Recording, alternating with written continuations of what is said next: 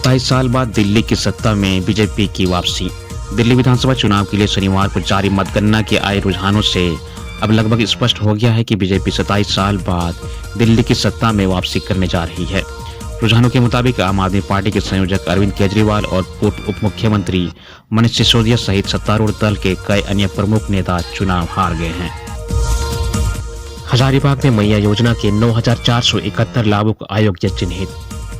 हजारीबाग जिले में झारखंड मुख्यमंत्री मैया सम्मान योजना का लाभ लेने में गड़बड़ी की शिकायत सामने आई है। इस योजना के पोर्टल में अब तक 9,471 लाभार्थियों की डुप्लीकेसी के प्रमाण मिले हैं। गलत तरीके से इस योजना का लाभ उठा रहे लाभुकों को चिन्हित किया जा रहा है। हजारीबाग के उपायुक्त नैन्सी सहाय ने सभी प्रखंड के बीडीओ को अयोग्य लाभुकों को नोटिस निर्गत करने का निर्देश दिया है। साथ ही अयोग्य लाभुकों से 10 दिनों के अंदर राशि वसूल कर सामाजिक सुरक्षा कोषांग के खाता में जमा करने का आदेश दिया है। घुसपैठ कर रहे 7 पाकिस्तानी आतंकी ढेर, इनमें 3 सैनिक शामिल। भारतीय सेना ने जम्मू कश्मीर में लाइन ऑफ कंट्रोल पर घुसपैठ की कोशिश कर रहे 7 पाकिस्तानी आतंकियों को ढेर कर दिया है। इनमें पाकिस्तानी आर्मी के 3 जवान भी शामिल हैं। बाकी 4 दहशत संगठन अल बदर के आतंकी थे। सूत्रों ने बताया कि घटना 4-5 फरवरी को रात पुंछ जिले में कृष्णा घाटी के पास हुई, जब एलओसी के पास घुसपैठ की कोशिश की गई।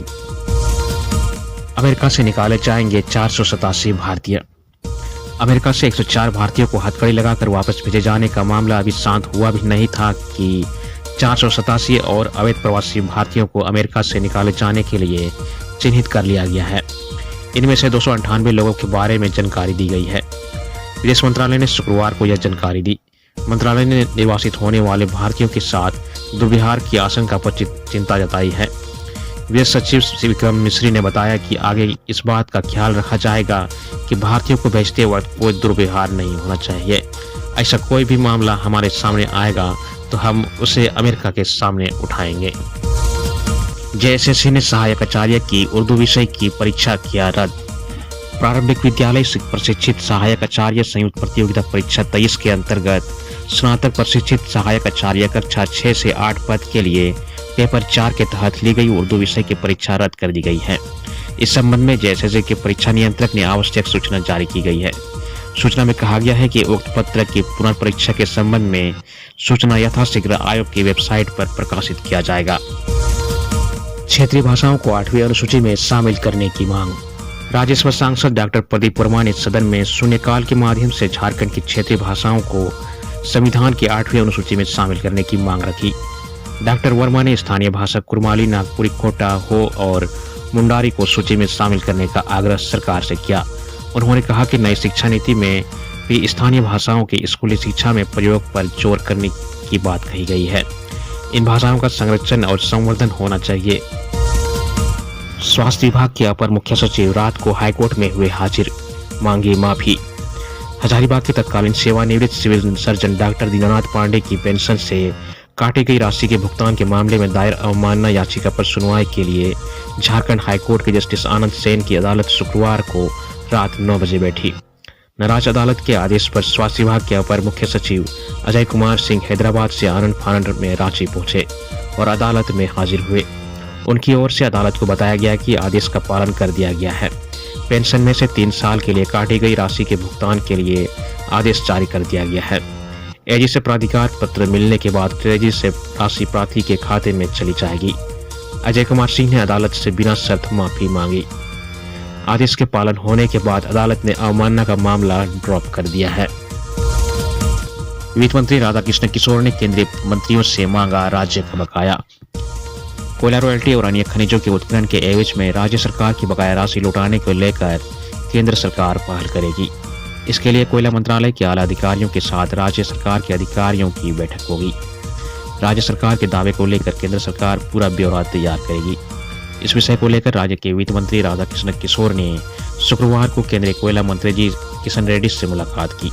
राज्य वित्त मंत्री राधाकृष्ण किशोर ने केंद्रीय वित्त मंत्री निर्मला सीतारमण से मुलाकात की और बकाया 1.36 लाख करोड़ राज्य को देने का आग्रह किया। पुलिस से उलझने व पत्थरबाजी के आरोप में सीयूजे के 16 छात्रों सहित 200 पर केस दर्ज। रांची के मुर्गोपुल के डायवर्सन पर कोयला लदे ट्रक की चपेट में आने से 5 फरवरी को सीयूजे के 2 विद्यार्थियों की मौत हो गई थी। इसके बाद सीयूजे के आक्रोशित विद्यार्थियों ने शवों को लेकर रात तक सड़क जाम रखी थी। इस मामले में मांडर थाना की पुलिस ने शुक्रवार को केस दर्ज किया है। मांडर अंचलाधिकारी चंचला कुमारी की शिकायत पर दर्ज किए गए इस केस में सीयूजी के 16 नामजद छात्रों समेत 200 अज्ञात लोगों को आरोपी बनाया गया है। 68वीं Akhil Bharatiya police duty meet 10 फरवरी से, राज्यपाल करेंगे उद्घाटन। 68वीं Akhil Bharatiya police duty meet प्रतियोगिता का आयोजन झारखंड पुलिस के द्वारा होटवार स्थित Jaipal Singh Munda mega sports complex में किया जा रहा है। इसका उद्घाटन 10 फरवरी को राज्यपाल करेंगे, जबकि 15 फरवरी को मुख्यमंत्री इसका समापन करेंगे। यह जानकारी शुक्रवार के दिन सीआईडी मुख्यालय में आयोजन कमेटी के संगठन सचिव आईजी सीआईडी असीम विक्रांत मिंज और प्रचार प्रसार उप समिति के अध्यक्ष IG special branch Prabhat Kumar ने दी।